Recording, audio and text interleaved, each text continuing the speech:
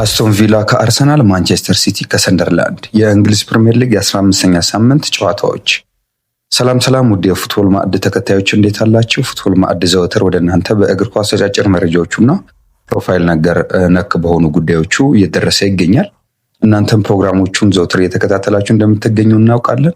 አሁንም የእንግሊዝ ፕሪምየር ሊግን 15ኛ ሳምንት አስመልክቶ ወደ እናንተ በምናቀርበው ዳሰሳ አጋርነታችሁን እንድታሳዩን እንጠይቃለን።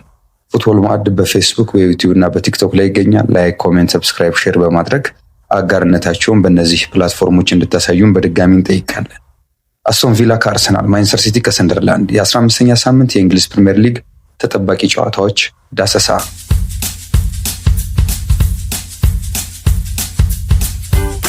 በ15ኛ ሳምንት የእንግሊዝ ፕሪምየር ሊግ መርሃ ግብር በዛሬው ዕለት 7 ጨዋታዎች ይደረጋሉ። ቀን 9 ሰዓት ከ30 ላይ የሊጉ መሪ አርሰናል ወደ ቪላ ፓርክ በማቅናት ከአስቶን ቪላ ጋር የሚያደርገው ጨዋታ ይጠበቃል። በአሰልጣኝ ሚካኤል አርቴታ የሚመሩት መድፈኞቹ በሊጉ ካደረጓቸው ያለፉት 5 ጨዋታዎች 3ቱን አሸንፈው በሁለቱ አቻ ተለያይተዋል። ባለሜዳው አስቶን ቪላ በበኩሉ ካለፉት 5 የሊጉ ጨዋታዎች በአንዱ ብቻ የተሸነፈ ሲሆን በአራቱ ጨዋታዎች ደግሞ በተከታታይ ድል አድርጓል።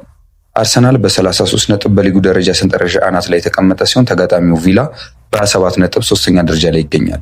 ሁለቱ ቡድኖች እርስ በርስ ካደረጓቸው ያለፉት 5 የመጨረሻ ጨዋታዎች አርሰናል በሁለቱ ሲያሸንፍ አስቶን ቪላም በተመሳሳይ በሁለቱ ጨዋታ ድል አድርጎ በአንድ አቻ ተለያይተዋል። የሊጉ ጨዋታ ሲቀጥል ምሽት 12 ሰዓት ላይ ማንቸስተር ሲቲ በሜዳው ኢትሃድ ሰንደርላንድን ያስተናግዳል። በአሰልጣኝ ፔፕ ጋርዲዮላ የሚመራው ማንቸስተር ሲቲ በሊጉ ተከታታይ 3ኛ ድሉን ለማሳካት ወደ ሜዳ ይገባል። በውድድር ዓመቱ ለሊጉ ትልልቅ ቡድኖች ፈታኝ ሆኖ የቀረበው ሰንደርላንድ በበኩሉ ወደ ድል ለመመለስ የሚያደርገው ፉክክር ከሲቲ ጋር ይጠበቃል። ሰንደርላንድ በዚህ የውድድር ዘመን ቼልሲን ያሸነፈ ሲሆን ከአርሰናል እና ሊቨርፑል ጋር ደግሞ አቻ ተለያይቷል። በማንቸስተር ዩናይትድ ደግሞ መሸነፉ ይታወሳል። ሁለቱ ቡድኖች እርስ በርስ ካደረጓቸው ያለፉት 5 ጨዋታዎች ማንቸስተር ሲቲ ሁሉንም በማሸነፍ የበላይነት አለው። ቼልሲ በተመሳሳይ ሰዓት ወደ ቪታሊቲ በማቅናት ከበርንመዝ ጋር ይጫወታል። ያለፉት 2 ተከታታይ የሊጉን ጨዋታዎች ማሸነፍ ያልቻለው ቼልሲ ወደ አሸናፊነት ለመመለስ ወደ ሜዳ የሚገባ ይሆናል። ባለሜዳው በርንመዝ በበኩሉ ካለፉት 5 የሊጉ ጨዋታዎች በአራቱ ተሸንፎ በአንዱ አቻ ተለያይቷል። ኒውካስል ዩናይትድ ከበርንሌይ፣ ቶተንሃም ሆትስፐር ከብሬንትፎርድ፣ ኤቨርተን ከኖቲንጋም ፎረስት ሌሎች በተመሳሳይ 12 ሰዓት የሚደረጉ የሊጉ ጨዋታዎች ናቸው። ምሽት 2 ሰዓት ከ30 ላይ ደግሞ ሊቨርፑል ከሜዳው ውጪ ተጉዞ በኤላንድ ሮድ ስታዲየም ከሊድስ ዩናይትድ ጋር ይገናኛል። በውድድር ዓመቱ ደካማ እንቅስቃሴ እያሳየ የሚገኘው ሊቨርፑል ወደ አሸናፊነት ለመመለስ የሚያደርገው ጨዋታ ሲሆን ሊድስ ዩናይትድ ደግሞ ተከታታይ 2ኛ ድሉን በሊጉ ለማሳካት ይፋለማል።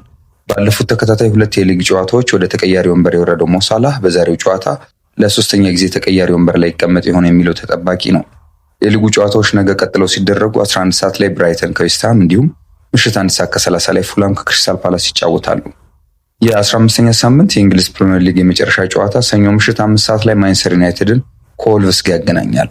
በውድድር ዓመቱ በሊጉ ምንም ጨዋታ ያላሸነፈው ወልቭስ የመጀመሪያ ድሉን ለማሳካት ብርቱ ፉክክር ያደርጋል ተብሎ እየተጠበቀ ይገኛል። ማንቸስተር ዩናይትድ በበኩሉ ወደ ድል ለመመለስ የሚያደርገው ፍልሚያ ይጠበቃል።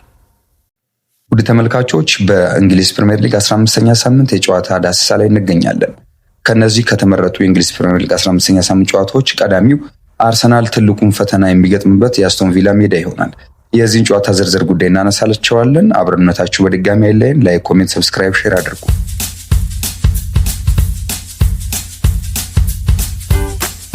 የአርሰናል ትልቁ ፈተና አስቶን ቪላ። ስፔናዊ አሰልጣኝ ኡናይ ኤምሬ በአርሰናል ቤት 2 ዓመት እንኳን ሳይሆናቸው ከተሰናበቱ በኋላ እግራቸውን ከመውጣቱ ቡድኑን የተረከበው ሚካኤል አርቴታ ከሰሜን ለንደኑ ክለብ ጋር 6ኛ ዓመቱ ሊደፍን ቀናቶች ብቻ ቀርተውታል። ኡናይ ኤምሬ ዳግም ወደ እንግሊዝ ፕሪምየር ሊግ ተመልሰው አስቶን ቪላን ማሰልጠን ከጀመሩ በኋላ ግን ለአርሰናል ትልቁ ፈተና መሆናቸውን በሚገባ አሳይተዋል። በተለይ የሚካኤል አርቴታ ቡድን ከ1 ዓመት በፊት በማንቸስተር ሲቲ በ2 ነጥብ ብቻ ተበልጦ ዋንጫውን ለማጣቱ ዋነኛው ምክንያት በአስቶን ቪላ 2 ጊዜ መሸነፉ እንደነበር ይታወሳል። የሊጉ መሪ አርሰናል በ15ኛ ሳምንት የእንግሊዝ ፕሪምየር ሊግ ዛሬ ከሜዳው ውጪ ከአስቶን ቪላ ጋር የሚገናኝበት ጨዋታም ትልቅ ግምት ከዚህ አኳያ አግኝቷል። ቀን 9 ሰዓት ከ30 ላይ የሚደረገው ጨዋታ ምናልባትም የመድፈኞቹ የዓመቱ ትልቁ ፈተና ሊሆን እንደሚችል አስቶን ቪላ ያለበትን ወቅታዊ አቋም መመልከት ብቻ በቂ ይሆናል። አስቶን ቪላ በፕሪምየር ሊጉ ካደረጋቸው ያለፉት 9 ጨዋታዎች 8ቱን አሸንፏል። በደረጃ ሰንጠረዡ ከአርሰናል በ6 ነጥብ ዝቅ ብሎ የሚገኘው ቪላ በሜዳው ላይ እና በደጋፊ ፊት በሚያደርገው ጨዋታ ለመድፈኞቹ ትልቅ ፈተና እንደሚሆንም ይጠበቃል። ለዚህም ማሳያው ከ2019 በኋላ ከአርሰናል ጋር ካደረጋቸው 12 ጨዋታዎች 5ቱን ማሸነፉ ነው። በተለይም ደግሞ አርሰናል የተከላካይ ክፍሉ ጉዳት እየተፈተነ በመሆኑ የቤት ስራውን ይበልጥ ከባድ እንደሚያደርግበት ይጠበቃል። አርሰናል ብሬንትፎርድን 2-0 ባሸነፈበት ጨዋታ በጉዳት ተቀይሮ የወጣው ክርስቲያን ሞስኬራ ረዘም ላለ ጊዜ ከሜዳ የሚርቅ ሲሆን ቀደም ብለው ሁለቱ ቋሚ የመሃል ተከላካዮች ሳሊባና ማጌሊሽም ጉዳት ላይ እንደሆኑ ይታወቃል። የዊሊያም ሳሊባ ወደ ሜዳ መመለስ ያልተረጋገጠ ሲሆን በዛሬው ጨዋታ አሰልጣኝ ሚካኤል አርቴታ ዩራይን ቲምበርን ከሄንካፔ ጋር ሊያጣምር እንደሚችል ይጠበቃል። በተቃራኒው ዴክላን ራይስ ግን ለጨዋታው ዝግጁ መሆኑ ተሰምቷል። በአስቶን ቪላ በኩል ግብ ጠባቂው ኤሚሊያኖ ማርቲኔስ ጉዳት ላይ ሲሆን ሮዝ ባርክሌይ እና ታይሪኖ ሚንጊስም ከስብስብ ውጭ መሆናቸው ታውቋል።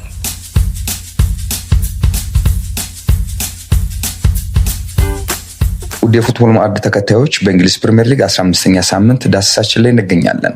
በዳሰሳችን መጨረሻ ማጠቃለያ የምናደርገው በደከመው ሊቨርፑል ቤት ተሽሎ የተገኘውን ስፖዝላይን ይሆናል።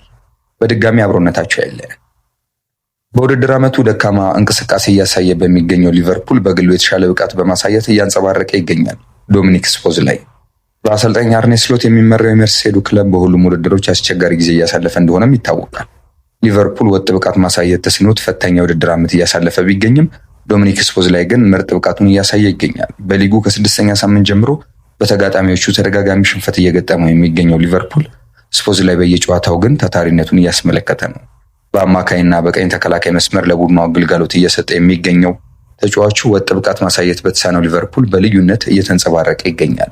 በሜዳው አንፊልድ ሮድ ሳይቀር በተለያዩ ቡድኖች በሚሸነፈውና ነጥብ በሚጥለው ቡድን ውስጥ ብቻውን ቡድኑን ለማዳን የሚያደርገው ተጋድሎም የሚያስደንቅ ነው። ዶሚኒክ ስፖዝላይ በዚህ የውድድር ዘመን እያሳየ ባለው ምርጥ እንቅስቃሴ በዓለም እግር ኳስ ቤተሰብ እየተሞካሸም ይገኛል። ከትሬንት አሌክሳንደር አርኖልድ መልቀቅ በኋላ በቀኝ ተመላላሽ የተከላካይ ስፍራና የማጥቃት እንቅስቃሴ ላይ ሊቨርፑል በዚህ የውድድር ዘመን እየተቸገረ መሆኑ በግልጽ እየታየ ይገኛል። ስፖዝላይ ከመሃል ሜዳ ሚናው በተጨማሪ ይህን የቀኝ ተመላላሽ የተከላካይ ስፍራ ክፍተትን በመሙላት በመስመር ላይ የሚያደርገውን የቡድኑን የማጥቃት እንቅስቃሴ በማገዝ ትልቁን አስተዋጽኦም እያበረከተ ነው። በዚያ መስመር በማጥቃት እንቅስቃሴ ላይ የሚሰለፈው መሐመድ ሳላህ በመከላከያ ስራው ላይ ደካማ በመሆኑ ስፖዝላይ ያንን ክፍተት በመሸፈን የቡድኑን ሚዛን በመጠበቅ የማይተካ ሚና እየተጫወተ ነው። ቡድኑ በተሸነፈባቸው ጨዋታዎች ሁሉ ሜዳውን በሙሉ እያካለለ የሚጫወተው ድንቅ ብቃት ላይ ያለው ተጫዋቹ በተደጋጋሚ እያሳየ የሚገኘው ብቃት እያስወደሰው ይገኛል። የሊቨርፑል የልብ ምት መሆን የቻለው ስፖዝላይ ከእሱ የሚነሱ ኳሶች ለሊቨርፑል ትልቅ ጠቀሜታ እንዳላቸው እያሳየ ነው። 25 ዓመቱ ላይ ይገኛል። ዶሚኒክ ከኳስ ጋር ካለው ንክኪ በተጨማሪ ቡድኑ የሚመራበት አስደናቂ ችሎታውንም እያስወደሰውም በመገኘት ላይ ነው። በዚህ የውድድር ዘመን ሊቨርፑል አርሰናልን በሊጉ 1-0 በሆነ ውጤት ሲያሸንፍ ብቸኛዋን የማሸነፊያ ጎል በግሩም ቅጣት ያስቆጠረውም እሱ እንደሆነ አንዘነጋም። ስፖዝላይ ያስቆጠራት የቅጣት ምት ግብ ከውድድር ዓመቱ ምርጥ ጎሎች መካከል አንዷ ስለመሆኗ በብዙ የስፖርት ተንታኞች ትገለጻለች። በ70 ሚሊዮን ዩሮ የዝውውር ሂሳብ የሊቨርፑል የምንጊዜም አራተኛ ውዱ ፈራሚ በመሆን አንፊልድ የደረሰው ስፖዝላይ አሁን የዝውውር ሂሳቡ 85 ሚሊዮን ዩሮ ደርሷል። ሶስተኛ የውድድር ዘመኑን በሊቨርፑል እያሳለፈ የሚገኘው ስፖዝላይ በ2024/25 ከሊቨርፑል ጋር የሊጉን ዋንጫ ማሳካት የቻለ ሲሆን እስከ 2028 የሚያቆይ ኮንትራት እንዳለው ይታወቃል።